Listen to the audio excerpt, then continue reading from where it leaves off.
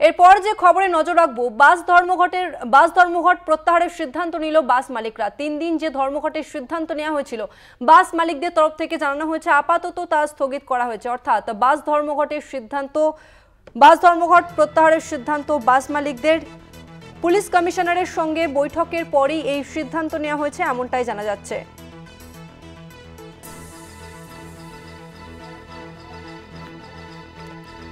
আর এই নিয়ে আমরা আরো বিস্তারিত জানবো। আমাদের সঙ্গে ফোন লাইনে রয়েছে প্রতিনিধি দুর্গাদাস বন্দ্যোপাধ্যায়। দুর্গাদা, কি আপডেট পাওয়া যাচ্ছে?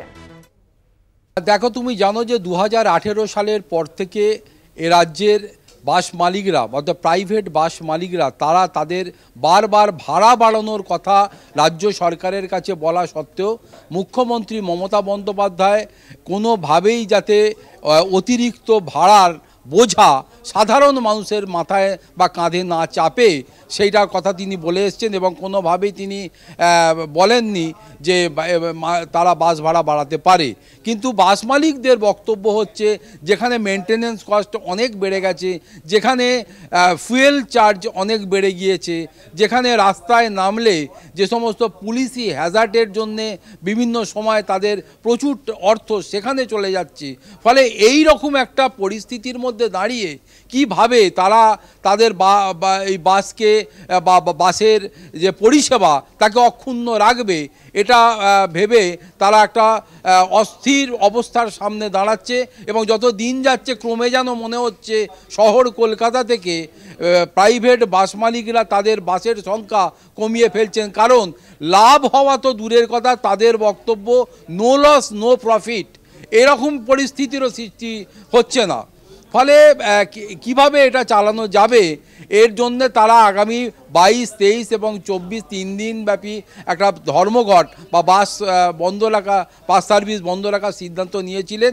এর পরিপ্রেক্ষিতে আজকে যখন লালবাজারে পুলিশ কমিশনারের সঙ্গে তাদের বৈঠকে ডাক দেওয়া হয় এবং তারা বৈঠকে বাস মালিকরা এসে উপস্থিত হন, তাদের কথাবার্তা বলেন এবং পুলিশ কমিশনারও তাদের আগামী দিনে যাতে তাদের সুরাহা মেলে সরকারের সঙ্গে বিষয়টা নিয়ে কথাবার্তা বলার মাধ্যমে পুলিশি হ্যাজার্ডের বিষয়টাকে মাথায় রেখে যাতে তারা অন্তত মানে পরিষেবাটাকে অক্ষুণ্ণ রাখতে পারেন, সেই বিষয়টা তাদেরকে পুলিশ কমিশনার অ্যাসিওরেন্স দেওয়ার পরেই এখনও পর্যন্ত যেটা জানা যাচ্ছে যে আগামী 22, 23, 24 তারিখ তারা যে বাস ধর্মঘটের ডাক দিয়েছিল কলকাতার পাশাপাশি সমগ্র রাজ্য জুড়ে, সেটা তারা প্রত্যাহার করে নিয়েছে এবং আগামী দিনে আলাপ আলোচনার মাধ্যমে এবং মুখ্যমন্ত্রী মমতা বন্দ্যোপাধ্যায় এই যে সাধারণ মানুষের ওপর অতিরিক্ত বাস ভাড়ার বৃদ্ধির করতে চান না, সেটাকে মাথায় রেখেই কিভাবে তারা সারভাইভ করতে পারেন আগামী দিনে এই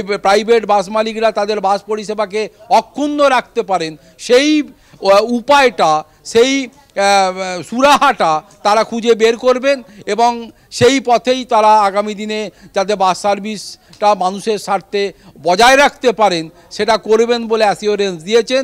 তবে শেষ পর্যন্ত যদি কোনোভাবেই সুরাহা না হয় তখন আবার পুনরায় তারা কিন্তু এই ধরনের ধর্মঘটের পথ বেছে নেবেন বলে জানিয়েছেন বাস মালিক সংগঠনের পক্ষ থেকে।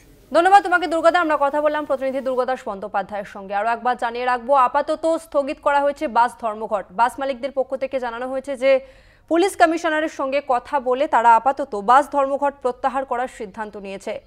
আরও একবার জানাবো, আপাতত বাস ধর্মঘট প্রত্যাহার। কলকাতা পুলিশ কমিশনারের সঙ্গে আলোচনার পরই এই ধর্মঘট স্থগিত রাখার সিদ্ধান্ত নেন বাস মালিকরা। 3 দিনের বাস ধর্মঘটের সিদ্ধান্ত নিয়েছিলেন বাস মালিকেরা। 22 মে বৃহস্পতিবার থেকে শনিবার 24 মে পর্যন্ত এই ধর্মঘটের ডাক দিয়েছিলেন। আপাতত যার সিদ্ধান্ত হয়েছে 1 সেপ্টেম্বর পর্যন্ত কোনো ধর্মঘটের পথে তারা হাঁটবেন না।